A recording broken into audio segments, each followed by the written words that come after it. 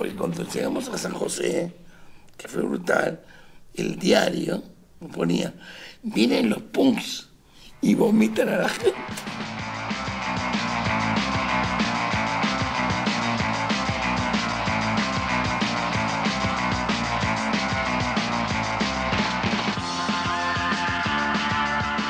El primer premio en el Festival de San José significó el gran salto para el grupo pandense Los Estómagos, en esos días de 1983 en formación quinteto, con Gustavo Parodi y Andy Adler en guitarras. La carta de triunfo fue la versión acelerada y guitarrera del tango Cambalache. El premio, la grabación de un disco a ser editado por el sello Orfeo. 2 años debieron esperar para la edición de Tango que me hiciste mal, el primer disco de la banda, con nuevas canciones post-punk que se alejaban del sonido original de Estómagos, que aún permanece inédito.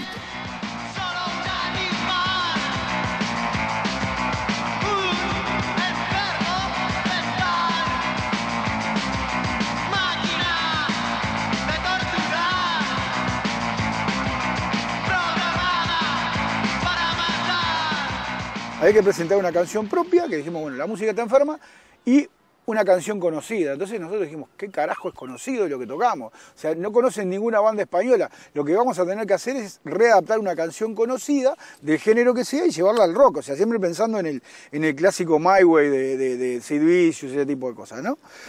No sé si fue Gustavo o fui yo. Gustavo le encantó y sacó el Cambalache. Vamos a hacer otra cosa, vamos a hacer un tango.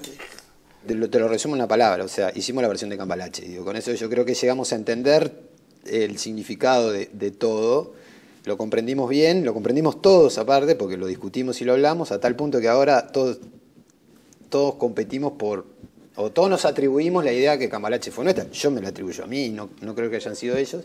Cuando quisimos acordar nos dimos cuenta que no podíamos tocar Cambalache. O sea, Cambalache tenía una cantidad de acordes que nosotros no entendíamos. ¿Cómo carajo tocamos Cambalache? Yo tengo un amigo que es profesor de guitarra, vayamos con el disco, un cassette de Julio Sosa, de la versión de Julio Sosa, y le dijimos, Gerardo, necesitamos tocar esto, pero fácil. Y entonces el loco nos escribió en un cuaderno todos los acordes que llevaba la canción, a los cuales empezamos a tachar cosas, me acuerdo que este no sirve para nada, este es el pedo, y la canción quedó con 5 acordes, ¿no? Y aparte éramos tipos que todos escuchábamos tango, porque el Hueso también escuchaba tango, el padre recitaba poesía de folclore, le gustaba mucho el tango, y bueno, el Gordo le encantaba el tango, y el padre del Gordo también, así que teníamos, y mi viejo ni que hablar, teníamos mucho vínculo con el tango y entendíamos las letras, el significado, a todos nos gustaba Discépolo. Que el mundo fue y será una porquería, ya lo sé. En el 506 y en el 2000 también. Que siempre ha habido chorros, maquiavelos y estafados, contentos y amargados, varones y dobles. Y era un festival de ese, para nosotros era algo, una experiencia nueva que teníamos que transitar. Yo me acuerdo que llegamos y la gente nos miraba mal, no nos quería, pero al transcurrir de los días eso se cambió, nos conocieron y nosotros pudimos transmitir lo que queríamos cambiar. Resulta que es lo mismo ser derecho que traidor, ignorante, sabio, chorro, generoso, estafador, todo es igual, nada es mejor, lo mismo. Bueno, el día de las finales nos hicieron tocar 2 veces, pero yo creo que era a propósito, porque seguía viniendo, o sea, vino toda la gente a vernos. Toda la gente que andaba en la vuelta vino a vernos. Se atestó de gente las 2 veces que tocamos, que tuvimos que tocar Cambalache el último día las 2 veces. Se llenaba 3 días, hasta señores, sí, mayores, señores mayores, porque eran como semifinales, ¿viste? Finales.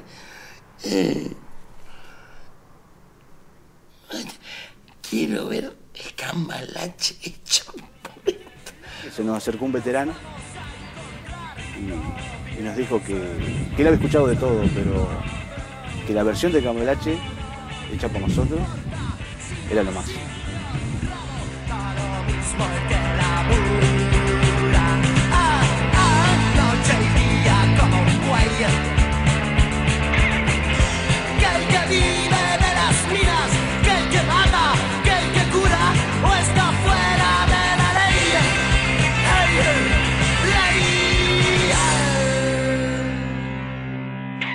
premio era grabar, entrar a un estudio y grabar, cosa que para nosotros estaba re lejos en ese momento. Y una posibilidad de mostrarnos, de que nos vieran y de hacer la nuestra. Y cuando Carbono se escucha nos ofrece grabar un long play, pero nos tiene un año en el congelador, o sea, no, por razones obvias, porque no tenía, él si nos explicaba nosotros nunca lo íbamos a entender, pero digo, el tipo estaba esperando que viniera la democracia para poder sacar un disco de rock, porque entendía que iba a haber toda una movida, o sea, tenía una idea de los tiempos que para nosotros los tiempos surgían.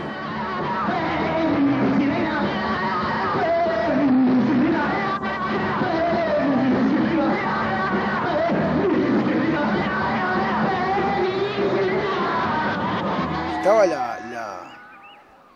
la fracción que defendía el acérrimo punk del 77, digamos, Gabriel y yo, y los que decían que había que cambiar, que teníamos que cambiar rápido, que era el Hueso y el Cabeza, ¿no?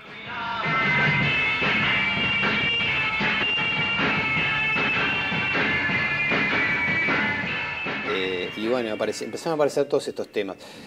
Cuando empezaron a aparecer estos temas, empezaron las peleas. Digo, ahí ya el Hueso y el Gordo no estaban muy sincronizados, digamos.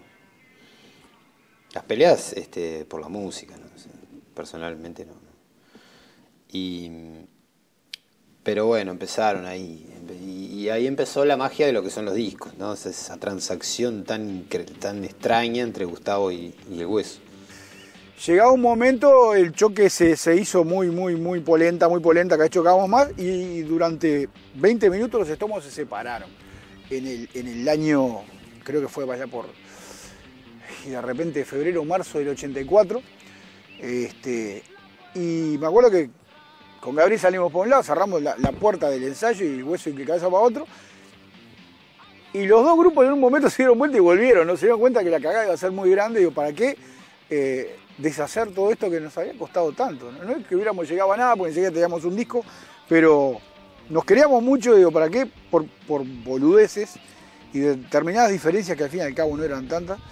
Y dijimos, bueno, está bien, vamos a hacer las paces y vamos a cambiar.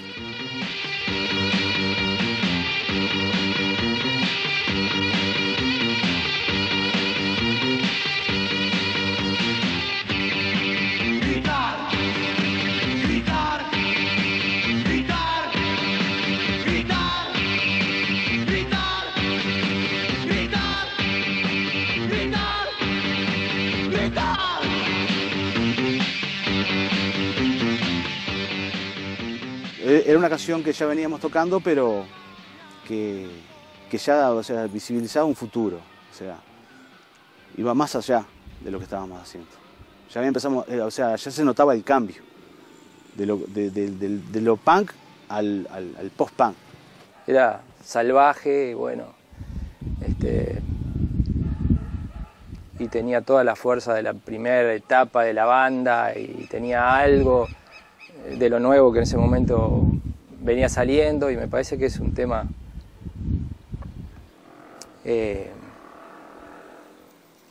clave y una canción muy importante. La música fue el Hueso y el Cabeza que dijeron, tenemos que hacer algo que parezca música de indios. Entonces el Cabeza empezó a hacer tu, y el Hueso a hacer ese bajo que parece una canción de danza de la lluvia, ¿viste?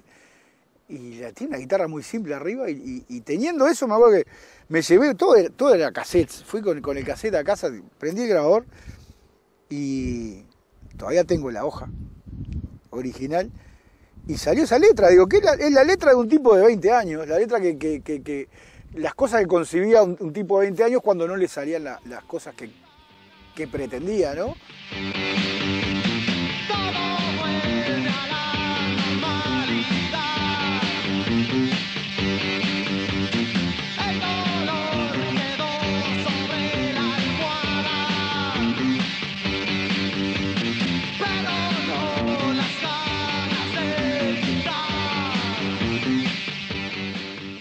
Nosotros estábamos seguros que ese iba a ser nuestro primer y último disco como banda.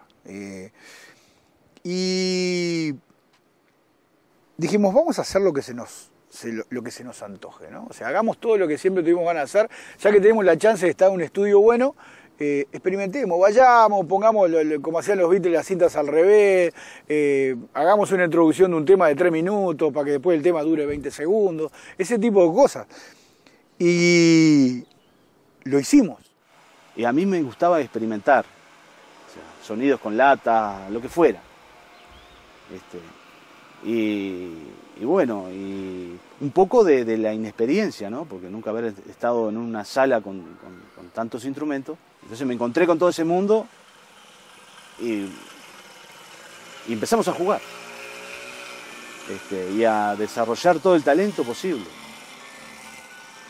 Además teníamos la facilidad que, por ejemplo, yo con Fabián, yo empezaba a hacer algo y Fabián me miraba y me decía, seguí haciendo eso. Y él hacía lo que yo esperaba que hiciera. Y creo que viceversa también. Y bueno, y fue un disco que tiene mucho de espontáneo en realidad. Y mucho de nuevo también en cuanto a lo que veníamos haciendo nosotros, porque marca un quiebre con la etapa punk de la banda que no quedó registrada en ningún disco.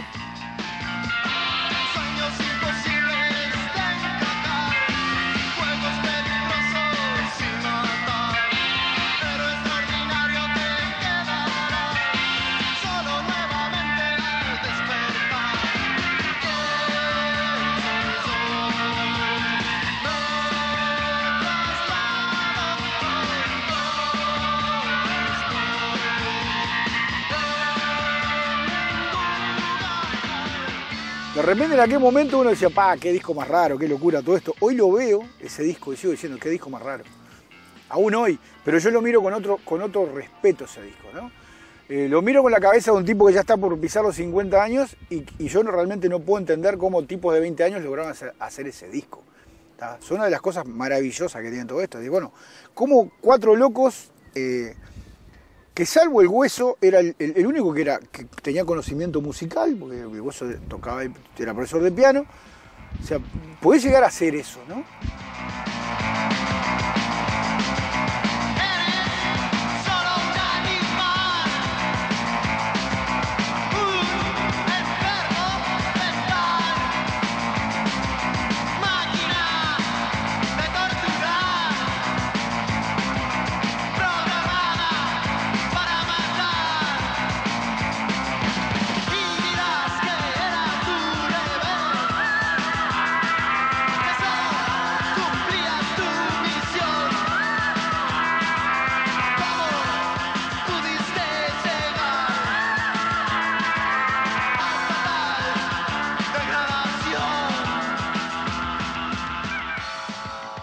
No, este es mi disco preferido. La tapa la hizo el Pedro Dalton, Alejandro Fernández.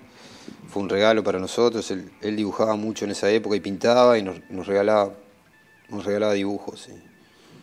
Este disco en particular para mí es mi preferido. Es mi preferido.